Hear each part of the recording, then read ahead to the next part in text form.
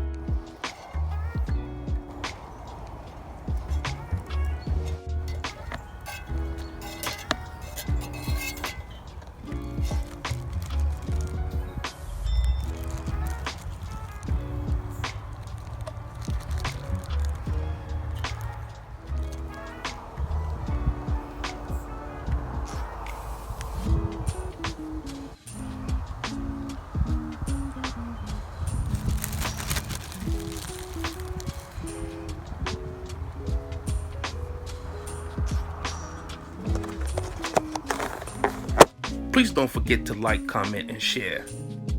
This is what we got. Look at that. Come on. Who wouldn't like to eat that? In the outdoors, out back.